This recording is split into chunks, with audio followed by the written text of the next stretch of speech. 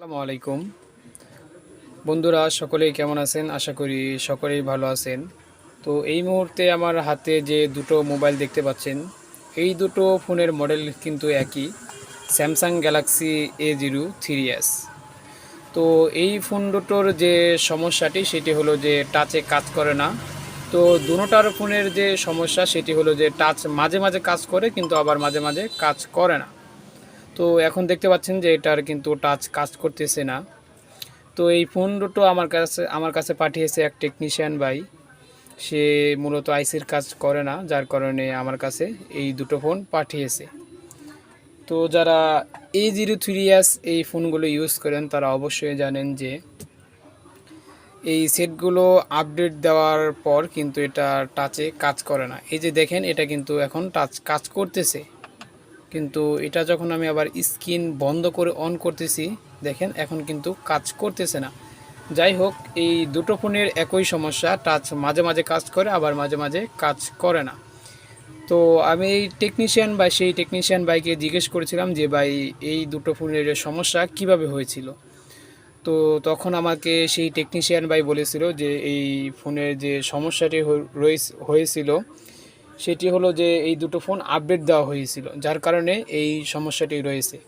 তো বেশিরভাগ ক্ষেত্রে আপনারা জানেন যে যে A03, বিশেষ করে A03s যে ফোনটি রয়েছে সেটি আপডেট দিলেই আপনার টাচে কাজ করে না, এই সমস্যাটি বেশি দেখা যায়। তবে আমি একটা পেয়েছিলাম, আপডেট দেওয়ার পর সেটি বন্ধ হয়ে গিয়েছিল। যাই হোক, এই দুটো ফোনের এখন আমি সমাধান করে আমি আপনাদেরকে দেখাবো এটা কিভাবে সমাধান করতে হয়। এটার যে সিপিইউ রয়েছে সেই সিপিইউটি রিবোলিং করলেই আশা করি আমাদের কাজটি হয়ে যাবে। তো এখন আমি এই দুটো ফোনের আপনাদেরকে কাজ করে দেখাবো। তো প্রথমে আমি, যেহেতু এই ফোনটা রয়েছে এটা যখন মাঝে মাঝে কাজ করে মাঝে মাঝে কাজ করে না, এটা সবচেয়ে বেশি সমস্যা। তো এখন আমি এটাই আপনাদেরকে কাজ করে আগে দেখাই, তারপর এটা আমি আপনাদেরকে কাজ করে দেখাবো। তো চলুন আমি আমার কাজে লেগে যাই এখন।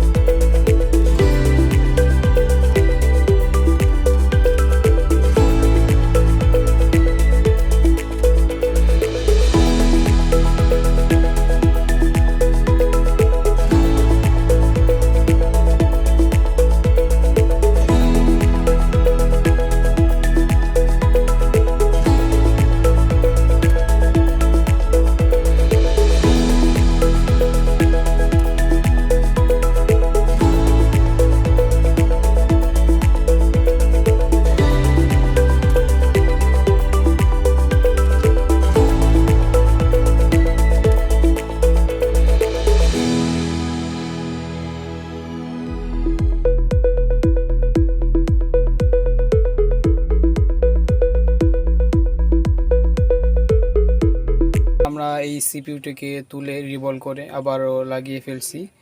তো এখন আমরা দেখব যে আমাদের কাজটি হয়েছে কিনা। তো চলুন আমরা এখন দেখি যে আমাদের কাজটি হয়েছে কিনা। তো এর জন্য আমি এই যে হিটসিং ট্যাপগুলো লাগিয়েছিলাম যেন আইসিতে এই এমএমসিতে কোনো প্রকার সমস্যা না হয়। এখন আমরা পিসিবি স্ট্যান্ডটা একটু সরিয়ে রাখি।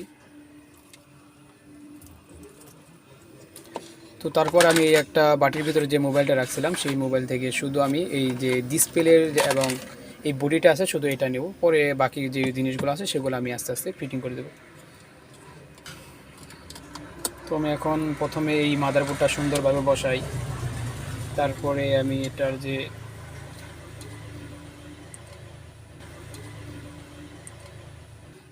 তো আমি এখানে যে এটার বেসের যে ডিসপ্লে এবং চার্জিংয়ের যে কেবলটার রয়েছে সেটা আমি এখন লাগিয়ে নিচ্ছি।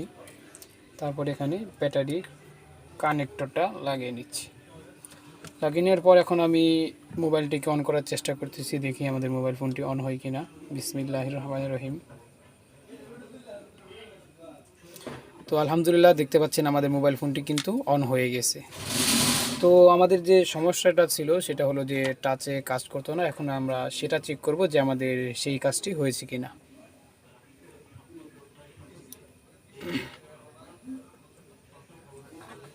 তো আমাদের মোবাইল ফোনটি অন হচ্ছে, স্যামসাং গ্যালাক্সি লেখা চলে আসছে, সেটা আমাদের দ্বিতীয় যে লোগো আছে সেই লোগোর ভিতরে চলে আসছে।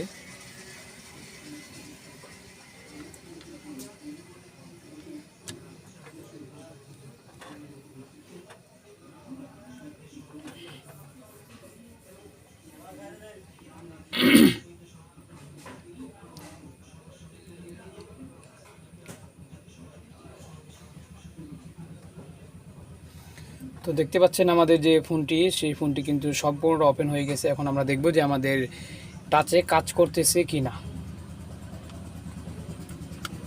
তো মোবাইল ফোনটি কিন্তু হয়ে গেছিলো, এই যে এখন দেখেন আমাদের যে টাচটি রয়েছে সেটা কিন্তু আলহামদুলিল্লাহ সম্পূর্ণরূপে কাজ করতেছে। তো আপনারা দেখতে পেলেন যে এই 03S এই মোবাইল ফোনটি কিভাবে আমি যে টাচ কাজ করতেছিল না সেটা আমি কিভাবে সমাধান করলাম। তো যদি আমার ভিডিও দেখে আপনাদের বিন্দু পরিমাণ উপকার হয়ে থাকে তাহলে অবশ্যই আমার চ্যানেলটি সাবস্ক্রাইব করে রাখবেন আর আপনার মূল্যবান মতামতটি কমেন্টে জানিয়ে দিবেন। তো আজকে এই পর্যন্তই।